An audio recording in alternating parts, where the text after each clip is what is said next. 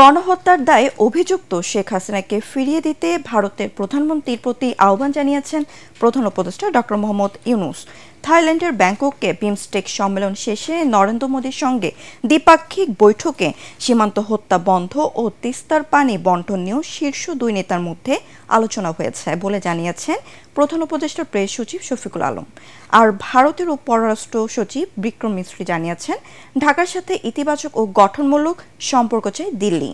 অবশেষে বরফ গলতে শুরু হলো ভারত বাংলাদেশ সম্পর্কের। অনুষ্ঠিত হলো ইউনূস মোদির বহুল প্রত্যাশিত বৈঠক। থাইল্যান্ডের ব্যাংককে বিমস্টেক সম্মেলনের ফাঁকে প্রধান উপদেষ্টা ডক্টর মোহাম্মদ ইউনূসের সাথে বৈঠক হয় ভারতের প্রধানমন্ত্রী নরেন্দ্র মোদির।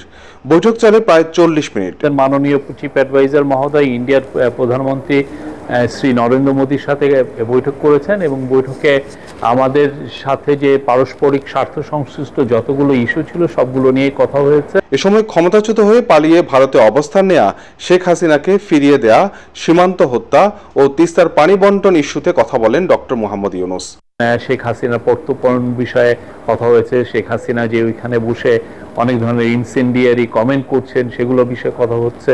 তারপরে বর্ডার কিলিং নিয়ে কথা হয়েছে। আমাদের দুই দেশের মধ্যে যে গাঞ্জেস ওয়াটার ট্রিটিটা আপনি জানেন যে নতুন করে এটার এক্সপায়ার হয়েছে, নতুন করে ট্রিটিটা হওয়ার আবার কথা হচ্ছে এবং তিস্তা ওয়াটার এগুলো সবগুলো নিয়েই কথাবার্তা হয়েছে। আমি বলবো যে মিটিংটা খুবই কনস্ট্রাকটিভ, প্রোডাক্টিভ এবং ফ্রুটফুল হয়েছে। আলাদা ব্রিফিংয়ে ভারতের পররাষ্ট্র সচিব বিক্রম মিশ্রি জানান বাংলাদেশের সঙ্গে গঠনমূলক ও ইতিবাচক সম্পর্কের আকাঙ্ক্ষার কথা ব্যক্ত করেছেন Narendra Modi. Prime Minister reiterated India's support for a democratic, stable, peaceful, progressive and inclusive Bangladesh. Bharat বাংলাদেশের সাথে ইতিবাচক ও গঠনমূলক সম্পর্ক চায়। প্রধানমন্ত্রী নরেন্দ্র মোদী অন্তর্ভুক্তিমূলক, প্রগতিশীল, শান্তিপূর্ণ, স্থিতিশীল ও গণতান্ত্রিক বাংলাদেশের প্রতি তার সমর্থন পুনর্ব্যক্ত করেছেন। দুদেশের সম্পর্কে প্রভাব ফেলে এমন কথাবার্তা এড়িয়ে চলার অনুরোধ জানিয়েছেন মোদী। এর আগে বৃহস্পতিবার রাতে বিমস্টেক সম্মেলনের নৈশভোজে প্রধান উপদেষ্টা ডক্টর মোহাম্মদ ইউনূসের সাথে পাশাপাশি চেয়ারে বসেন ভারতের প্রধানমন্ত্রী নরেন্দ্র মোদী। এ সময় তাদের সাথে কুশল বিনিময় ও আলাপচারিতা হয়। এই সংক্রান্ত ভিডিও ও ছবি ভাইরাল হয় সামাজিক যোগাযোগ মাধ্যমে। সব মিলিয়ে বিমস্টেক সম্মেলনে দুই শীর্ষ নেতার ঘনিষ্ঠ আলাপচারিতায় ভারত বাংলাদেশ সম্পর্কের নতুন মেরু উন্মোচন হয়েছে বলে মনে করছেন কূটনীতিকরা। গত বছরের 5 আগস্ট ক্ষমতাচ্যুত হয়ে সাবেক প্রধানমন্ত্রী শেখ হাসিনা ভারত পালিয়ে যাওয়ার পর থেকে দেশটির সাথে বাংলাদেশের সম্পর্কের অবনতি হতে থাকে। এরপর প্রধান উপদেষ্টা ডক্টর মোহাম্মদ ইউনূস ও ভারতের প্রধানমন্ত্রী নরেন্দ্র মোদীর বৈঠক হওয়ার কথা শোনা যাচ্ছিল বেশ কিছুদিন ধরে। এবার ব্যাংককে বিমস্টেক সম্মেলনের ফাঁকে তাদের এই বৈঠক দুদেশের সম্পর্কের নতুন করে ভিত তৈরি করেছে বলে মনে করছেন বিশ্লেষকরা। এর আগে থাইল্যান্ডের ব্যাংককে ষষ্ঠ বিমস্টেক সম্মেলনের বক্তৃতায় প্রধান উপদেষ্টা ডক্টর মোহাম্মদ ইউনূস বলেন, যত দ্রুত সম্ভব সংসদ নির্বাচন আয়োজন করাই অন্তর্বর্তী সরকারের প্রধান লক্ষ্য।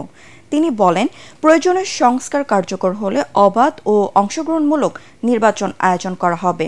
এদিকে বিমস্টেক সম্মেলনে যোগদান শেষে ব্যাংকক থেকে দেশে ফিরেছেন প্রধান উপদেষ্টা।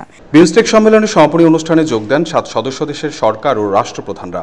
সম্মেলনের শুরুতে 1 মিনিটের নীরবতা পালন করা হয় মিয়ানমার ও থাইল্যান্ডে ভূমিকম্পে ক্ষতিগ্রস্তদের সমবেদনা জানিয়ে। নির্ধারিত বক্তব্যে প্রধান উপদেষ্টা ডক্টর মোহাম্মদ ইউনূস বলেন, বিমস্টেক অঞ্চলে বিশ্বের 1/5 জনগোষ্ঠীর আবাসস্থল। সঠিক নীতি গ্রহণের মাধ্যমে এই জনসংখ্যাই সবচেয়ে বড় সম্পদে পরিণত হতে পারে। রোহিঙ্গা ইস্যু গোটা অঞ্চলের স্থিতিশীলতার জন্য ঝুঁকিপূর্ণ উল্লেখ করে রাখাইনে সংঘাত বন্ধে বিমস্টেককে উদ্যোগী হওয়ার আহ্বান জানান ডক্টর মোহাম্মদ ইউনূস। বাংলাদেশের সংস্কার ও নির্বাচন সম্পর্কেও কথা বলেন সম্মেলনে। বলেন, সংস্কার শেষ করে দ্রুত নির্বাচন দেওয়াই তার সরকারের লক্ষ্য। পরে সদস্য দেশগুলোর পারস্পরিক সহযোগিতার মাধ্যমে আঞ্চলিক সমৃদ্ধির লক্ষ্যে প্রকাশ করা হয় যৌথ ঘোষণাপত্র। এরপর আগামী 2 বছরের জন্য বিমস্টেকের সভাপতির দায়িত্ব গ্রহণ করেন প্রধান উপদেষ্টা ডক্টর মোহাম্মদ ইউনূস। 3 দিনব্যাপী সম্মেলনে সমাপনী টানেন বিমস্টেকের বিদায়ী সভাপতি থাইল্যান্ডের প্রধানমন্ত্রী পেতোংতান সিনোয়াত্রা। বিমস্টেকের প্রতিষ্ঠাকালীন 4 সদস্যের মধ্যে বাংলাদেশ একটি। এবার সভাপতির দায়িত্ব গ্রহণ করছে বাংলাদেশ। ডক্টর মোহাম্মদ ইউনূসের নেতৃত্বে আগামী দিনে বিমস্টেক এই অঞ্চলে শান্তি সমৃদ্ধ প্রতিষ্ঠায় গুরুত্বপূর্ণ ভূমিকা পালন করবে বলে আশা করছেন অনেকে। বিশেষ করে সদস্য দেশগুলোর মধ্যে পারস্পরিক সহযোগিতা বিনিময়ে প্রতিশ্রুতি রক্ষা ভাগ্য বদলাতে পারে এ অঞ্চলের সাধারণ মানুষের। সব মশার বিরুদ্ধে সুরক্ষা দিতে এলো বসুন্ধরা এক্সট্রিম অ্যারোসল, মশার বিরুদ্ধে এক্সট্রিম সুরক্ষা। বাংলাদেশে আশ্রয় নেওয়া 8 লাখ রোহিঙ্গার মধ্যে প্রথম ধাপে 1,80,000 জনকে ফেরত নিতে রাজি হয়েছেন মিয়ানমার। যাচাই বাছাইয়ের প্রক্রিয়াধীন আরও 70,000। ব্যাংককে বিমস্টেক শীর্ষ সম্মেলনের ফাঁকে এক বৈঠকে মিয়ানমারের উপপ্রধানমন্ত্রী ও পররাষ্ট্রমন্ত্রী ইউ থান সোয়ে বাংলাদেশের প্রধান উপদেষ্টার হাই রিপ্রেজেন্টেটিভ ডক্টর খলিলুর রহমানকে এই তথ্য জানান। পরে প্রধান উপদেষ্টার প্রেস উইং থেকে পাঠানো এক বার্তায় এই তথ্য জানানো হয়। এতে বলা হয়েছে, মিয়ানমার কর্তৃপক্ষ বাংলাদেশকে নিশ্চিত করেছে এ দেশে আশ্রয় নেওয়া 8 লাখ রোহিঙ্গার তালিকা থেকে তারা 1,80,000 রোহিঙ্গাকে মিয়ানমারে প্রত্যাবর্তনের জন্য যোগ্য হিসেবে চিহ্নিত করেছে। বাংলাদেশের পক্ষ থেকে 2018 থেকে 20 সালের মধ্যে 6 ধাপে এ সংক্রান্ত মূল তালিকা সরবরাহ করা হয়েছিল। এখনও 70,000 রোহিঙ্গা ছবি ও নাম অতিরিক্ত যাচাই বাছাইয়ের জন্য অপেক্ষায় রয়েছে। ইউনূস মোদির বৈঠককে বাংলাদেশ ও ভারতের জন্য আশার আলো হিসেবে দেখছে বিএনপি।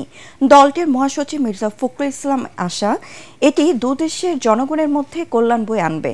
এদিকে বিএনপির স্থায়ী কমিটির সদস্য মির্জা আব্বাস বলেছেন, গণহত্যার বিচার নিশ্চিতে এই মুহূর্তে ভারতের উচিত শেখ হাসিনাকে দ্রুত ফেরত দেওয়া। রাজধানীতে আলাদা অনুষ্ঠানে তারা এসব কথা বলেন। থাইল্যান্ডে বিমস্টেক সম্মেলনকে ঘিরে বাংলাদেশ ও ভারতের জনগণের আগ্রহের কেন্দ্রবিন্দু ছিল সাইডলাইনে ডক্টর মোহাম্মদ ইউনূস ও নরেন্দ্র মোদির বৈঠক। এ নিয়ে তাৎক্ষণিক প্রতিক্রিয়ায় বিএনপি মহাসচিব মির্জা ফখরুল ইসলাম আলমগীর বলেন, শেখ হাসিনা সরকারের পতনের পর ভারত বাংলাদেশের সম্পর্কে যে দূরত্ব তৈরি হচ্ছিল তা কাটিয়ে উঠতে বৈঠকটি কার্যকর ভূমিকা রাখবে। ভারতের প্রধানমন্ত্রী মোদি সাহেবের বৈঠকটা এটা আমাদের সামনে একটা আশার একটা আলো তৈরি করছে যে ভারত এবং বাংলাদেশের সম্পর্কের মধ্যে যে একটা বিটারনেস তৈরি হয়েছিল, সেই বিটারনেসটা তৈরি যেন আর বেশি না সামনে যায়, অথবা এটা আপনার যেন কমে আসে, সেখানকার কিছু নতুন সম্ভাবনা সৃষ্টি হয়েছে। এর আগে রাজধানীর শাহজাহানপুরে নিজের বাসায় সাংবাদিকদের সাথে আলাপকালে বিএনপির স্থায়ী কমিটির সদস্য মির্জা আব্বাস বলেন, বাংলাদেশের মানুষের আকাঙ্ক্ষার বাইরে গিয়ে ভারত গণহত্যাকারী শেখ হাসিনাকে আশ্রয় প্রশ্রয় দেবে না। ভারতের উচিত শেখ হাসিনাকে অবিলম্বে ফেরত দেওয়া, যাতে তার বিচারটা হয়। কারণ একটা ফ্যাসিস্টের বিচার হওয়া খুব জরুরি। এটা শুধু বাংলাদেশের জন্য না, সারা বিশ্বের জন্য এটা খুব জরুরি। এ সময় তিনি অভিযোগ করেন, সামাজিক যোগাযোগ মাধ্যমকে ব্যবহার করে কিছু ইউটিউবার ভারতীয় স্বার্থ রক্ষায় বিএনপির শীর্ষ নেতাদের নামে অপপ্রচার চালাচ্ছে।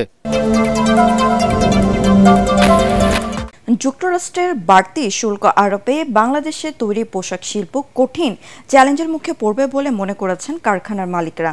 বিজিএমইএ এর সহসভাপতি আসিফ আশরাফ বলেন, এতে অনেক কারখানা টিকে থাকা কঠিন হবে, চাকরি হারাবে অসংখ্য কর্মী। সমস্যা সমাধানে আমেরিকার পণ্যের শুল্ক কমানো সহ কূটনৈতিক তৎপরতা জোরদার করার পরামর্শ সিপিডির। বিশ্বজুড়ে অনেকটা বাণিজ্য যুদ্ধ বাঁধিয়ে দিলেন মার্কিন প্রেসিডেন্ট ডোনাল্ড ট্রাম্প। দেশটিতে আমদানি পণ্যে শুল্ক বাড়িয়ে চিন্তা বাড়িয়ে দিয়েছে বাংলাদেশেরও।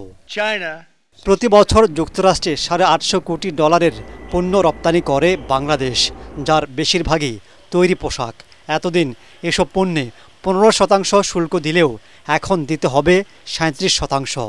পার্শ্ববর্তী দেশ ভারতের 26%, পাকিস্তানের 29%, চীনের 34%। এতে প্রতিযোগিতায় পিছিয়ে তৈরি পোশাক খাত হুমকির মুখে পড়ার আশঙ্কা করছেন মালিকরা।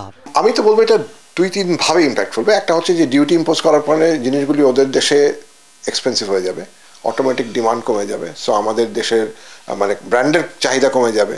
ব্র্যান্ডের চাহিদা কমে গেলে আমরা যখন জিনিসটা ওদের কাছে দেব, তখন আমাদের ক্যাপাসিটি ডিমান্ড সাপ্লাইয়ের ইস্যুতে দামের উপর একটা প্রেশার আসবে। যেহেতু প্রাইস প্রেশারে পড়বো আমরা, যদি আমরা আমাদের ফ্যাক্টরিগুলি তাদের সক্ষমতা হারিয়ে যায় এই প্রাইস ম্যাচ করতে, তখন তো ফ্যাক্টরিগুলির আনএমপ্লয়মেন্টের একটা অবশ্যই সম্ভাবনা তৈরি হবে। এই পরিমাণ শুল্ক দিয়ে যখন পণ্য মার্কিন যুক্তরাষ্ট্রের বাজারে প্রবেশ করবে, তখন ভোক্তারা পণ্য কম ক্রয় করবে।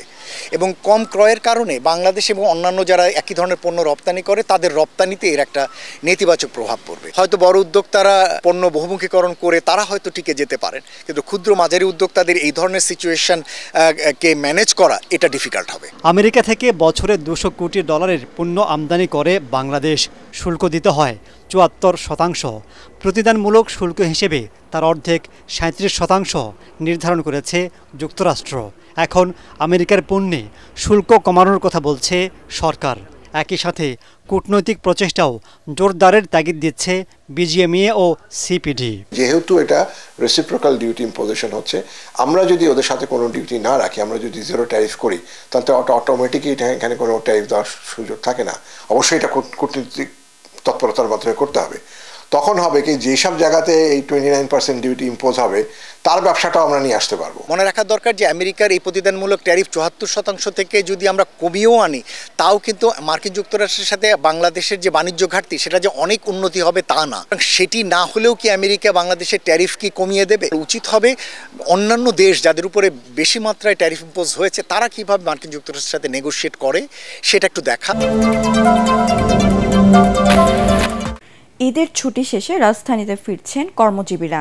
ফিরতি পথেও সড়ক মহাসড়কে নেই যানবাহনের চাপ। বাস, ট্রেন, লঞ্চে স্বস্তিতে ফিরছেন যাত্রীরা। এদিকে ছুটির শেষে সময়ে আজও ঢাকা ছেড়েছেন অনেকেই। শিডিউল পর্যায়ে বেশ কয়েকটি আন্তনগর ট্রেন কমলাপুর স্টেশন ছেড়েছে 2 থেকে 3 ঘন্টা দেরিতে। অন্যদিকে রাজধানীর সড়কে বেড়েছে যানবাহনের চাপ। ঈদের পরে ঢাকায় ফেরা মানেই ছিল স্টেশনে ও বাস টার্মিনালে যাত্রীদের তীব্র ভিড় আর যানজটে ঘন্টার পর ঘন্টা পথে আটকে থাকার ভোগান্তি। কিন্তু এবারের চিত্র অনেকটাই ভিন্ন।